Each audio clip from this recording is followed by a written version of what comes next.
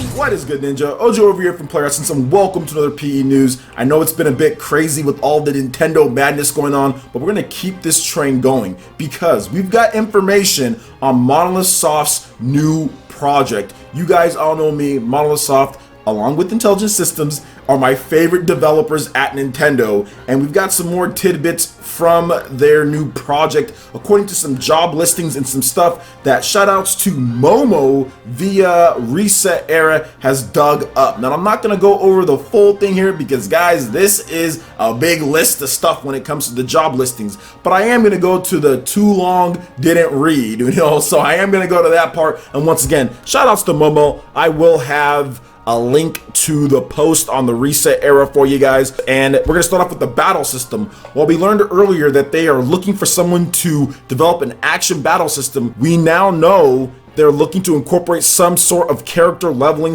/ growth system, which does make sense, right? Like obviously you want to have a character intrinsic leveling and growth in the game. It's Monolith Soft, they do RPGs. Next is the world interaction. The game will have field and dungeon maps based on the fact that they're looking for people with experience with Maya, a 3D animation and modeling software. We can assume that the world interaction will be 3D based, 3D Zelda, 3D Mario, Xenoblade, etc. So think of it like that, rather than the traditional top-down perspective or side-scroller platformer 2D Zelda, 2D Mario, etc. There is a possibility that this will be an open world game because Monolith Soft is specifically looking to cater to Western tastes, which at this point, like if you're looking at the sales, whatever Monolith Soft does, with Xenoblade, for example, like they, I guess, kind of cater to Western taste, but that game is still Japanese. So I think it's a good mix between the two, but I'm thinking that they're looking to cater a little bit more because Xeno was very kind of cluttered when it comes to its stuff, but once you get the hang of things, like you can catch on. But I think they're going to try to simplify it, but then again, make it in depth as well. So I think they're going to try to simplify the UI or HUD, but at the same time, still make it to where there's a lot of deep and complex actions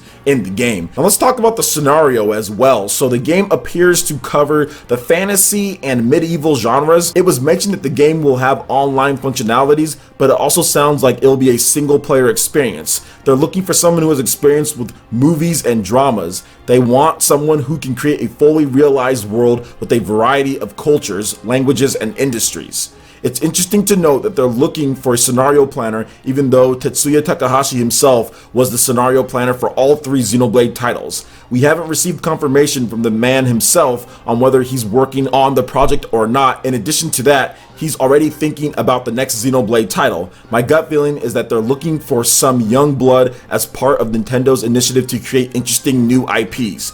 The game will contain NPCs in towns along with side quests. Now the characters, Monolith Soft is looking for someone who can create an appealing cast of main characters and oversee the art direction of the game. So maybe no avatars or customizable characters. Another interesting thing to note is that they're looking for people who can design mechas. So once again, mechs could be involved in this, and I think that that's a good thing. Mechs are always cool to have some form of mechs, whether you're inside of them and you're controlling them like Xenoblade Chronicles X, or you're battling against them like Xenoblade Chronicles and Xenoblade Chronicles 2.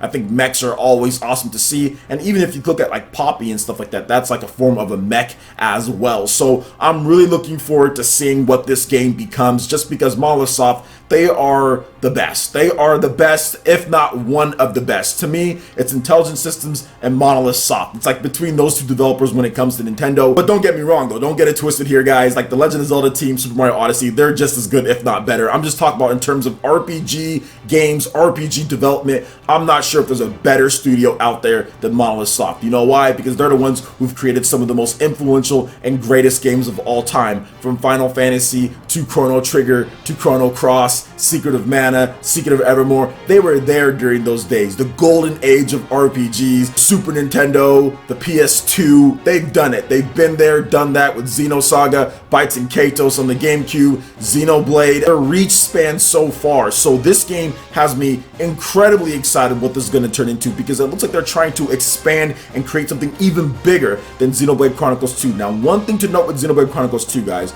yes, this is a massive game. Yes, it's sold amazing, but I think Monolith Soft can even do bigger, because Xenoblade Chronicles 2 wasn't the full strength of Monolith Soft. That was not all of Monolith Soft's power. That was just part of their power. It's like they didn't go Super Saiyan 2 or Super Saiyan 3 or Super Saiyan 4 or God Super Saiyan or anything. They weren't using all their power, man. They were only like Super Saiyan 1 when they made Xenoblade Chronicles 2. They were only Super Saiyan 1 because, the reason why I'm saying this is because that was only made by 40 people. The rest of the staff, which is most of the Monolith Soft, because they have over 100 people that work there, were working on Legend of Zelda and other projects. They only had 40 people, along with some outside help when it comes to art and things like that, to make Xenoblade Chronicles 2. So they knocked the crap out of the competition, pulling their punches. Wait till we get the full scope of Monolith Soft. This could be the greatest RPG of all time, because I already consider Xenoblade Chronicles 2 to be one of the greatest RPGs of all time. It's already in my top 3.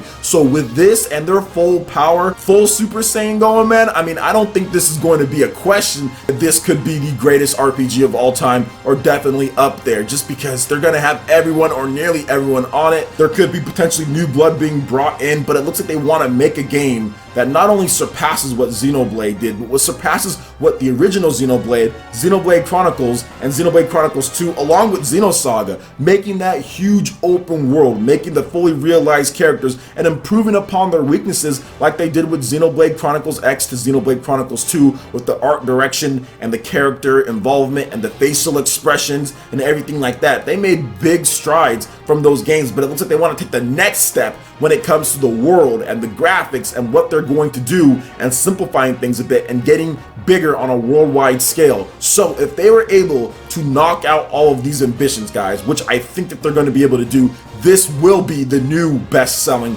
Monolith Soft title, in my opinion. Now, Xenoblade Chronicles 2 is currently the best Monolith Soft title ever. It's the best title that they've ever put out there in terms of sales, so I think that this game could surpass it, because that was just a fraction of their power. Wait till they actually use the whole thing. So I can't wait for this, guys. This is going to be very, very interesting to see how this plays out. Will we get a glimpse at E3? That's what some people are asking about. I don't think so. I don't think we're going to get any glimpse at E3, but I do feel that we could get a glimpse maybe at the end of the year, Game Awards, something like that, if they're trying to appeal more to the Western audience. Get the first glimpse of Bayonetta 3, or at least the first teaser trailer, knowing that was in development. In addition to Bayonetta 1 and 2 ports being announced for the Nintendo Switch, I think maybe we'll see something from Monolith Soft and make a big splash at this year's Game Awards, or even at a Nintendo Direct, maybe in November or something like that. We get the first look at their game. But man, I'm excited. I'm excited because I love Monolith Soft. I love RPGs, and this just looks like it's going to be really cool based on all of these listings here for jobs and stuff like that. So